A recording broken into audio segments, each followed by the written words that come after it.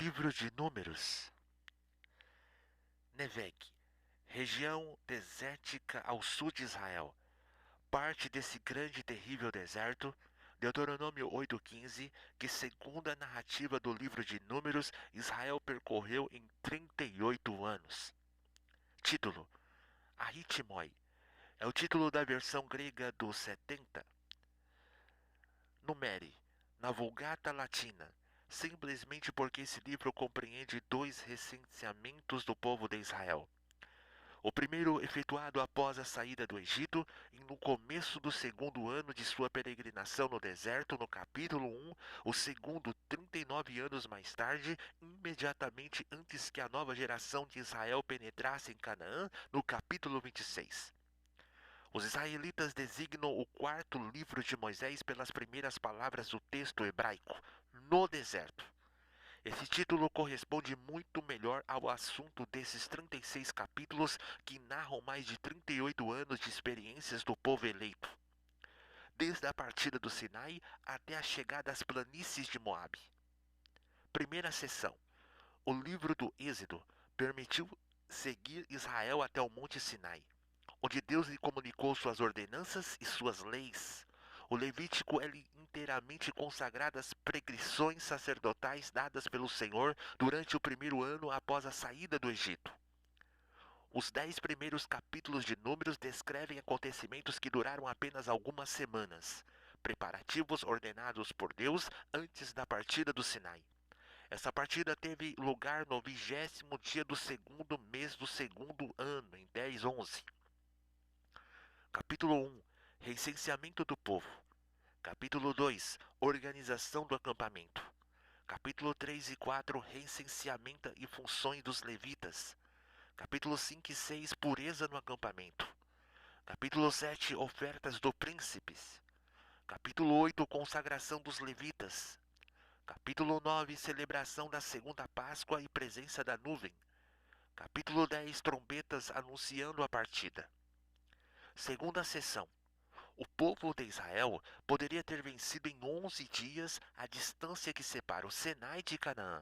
Deuteronômio 1:2. Em vez disso, permaneceu quase 40 anos nessa grande e terrível deserto.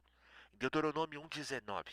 Até que perecesse toda a geração rebelde e mediante o castigo divino, em Números 14 do 33 ao 34, 1 Coríntios 10:5, Hebreus do 3 ao 16 ao 17. Cabe a essa sessão de números contar-nos os principais acontecimentos desses 40 anos.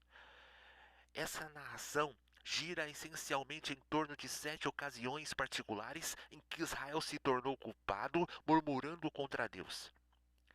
No 11 do 1 ao 3, murmuração após a primeira etapa da viagem. Do 11 do 4 ao 35, murmuração contra o alimento. No capítulo 12, murmuração de Miriam e Arão a respeito de Moisés. No capítulo 13 ao 14, murmuração após o relatório dos 12 espias chegados de Canaã. No capítulo 16 ao 17, murmuração de Coré e seus companheiros contra a autoridade. No capítulo 20, murmuração em Meribá, falta de água. E no capítulo 21, murmuração em Or, as serpentes ardentes. Terceira sessão. Em contraste com os anteriores, esses 15 capítulos preenchem uma época relativamente curta, a etapa que vai dos dias das planícies de Moabe até a véspera da entrada em Canaã. As vitórias sobre Seom, rei dos amorreus, e sobre Og, rei de Bazã, no 21, no 21 ao 35, permitiram um rápido avanço do itinerário que conduzia à Palestina. Israel já se encontrava na proximidade do Jordão, em frente a Jericó. Então Balaque, rei de Moabe, assalariou o adivinho Balaão para amaldiçoar a Israel. Em Números 22, em 2 Pedro do 2 ao 15. Mas esse não se pode amaldiçoar o povo que o Senhor tinha abençoado. Números 23 ao 24. E comparar Judas 11. Recorreu então a uma pérfida estratégia. Ensinou as filhas de Miriam a tentarem corromper os filhos de Israel no 31 a 16 e Apocalipse 2:14, e isso resultou em uma terrível praga em Números 25 e 1 Coríntios 10:8. seguida de uma brilhante desforra em Números 31. Algumas tribos israelitas decidiram então ocupar o território em que estavam Números 32. Renunciando assim a habitar no país da promessa, em Números 33, resume as etapas da viagem através do deserto até as planícies de Moabe, enquanto os capítulos 34 ao 36 dão novas instruções a respeito da entrada em Canaã. É o prelúdio do Deuteronômio, essencialmente consagrada às últimas advertências de Moisés, comunicadas durante os 2 últimos meses do 40º ano de peregrinação pelo deserto.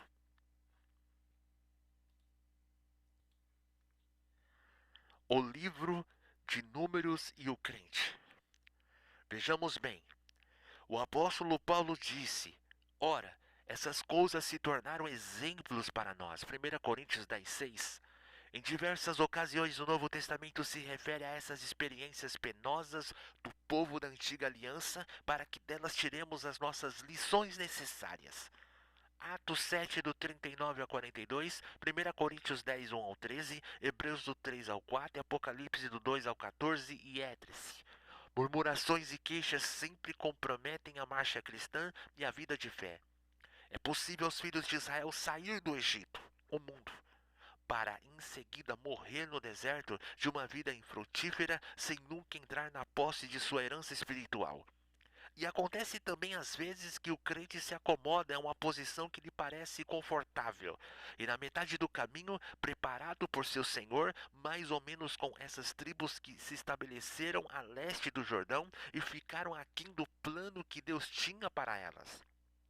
O livro de Números é um manual de instrução para a nossa marcha cristã diária, colocando constantemente diante de nós a extraordinária fidelidade de Deus em face da constante infidelidade do homem.